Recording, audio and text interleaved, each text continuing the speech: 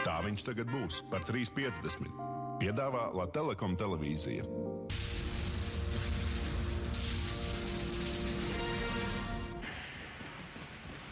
Top 7. 7. vietā Mārtiņš Pruseks pret bijušo Dinamo uzbrucēju Metu Elisonu.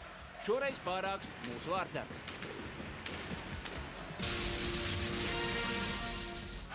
Mārtiņa Karijas vārtu guvums, kas atnesa uzvaru 4. spēlē un visā sērijā pret Sanktpēterburgas SKA, šoreiz tikai 6. vietā.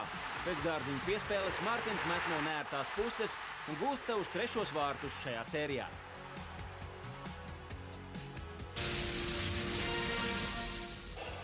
Piektajā vietā Miķeļa Rēdlika ļoti precīzais tālmetiens, kuru Roberts Ešs īsti neredzēja. Šāviens pašā vārtu augšējā stūrī.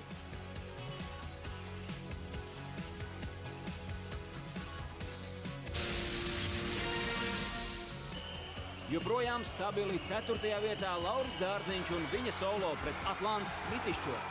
Atspēlēšanās no rezultāta 0-4 šķiet prasījusi visus spēkus, taču Dārziņš sevi atrod nedaudz rezervju, lai paveiktu šo meistarstipu.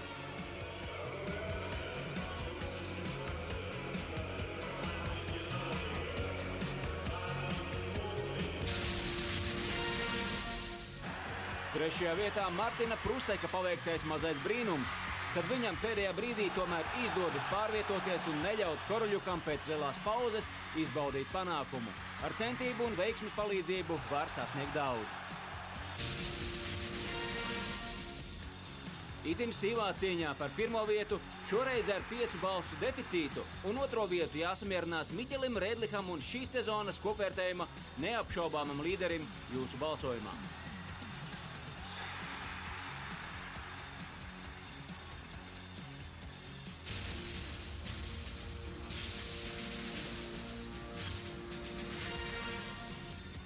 Bet šoreiz 1. vietā Rodrigo Laviņa efektīgā atgriešanās ierindā.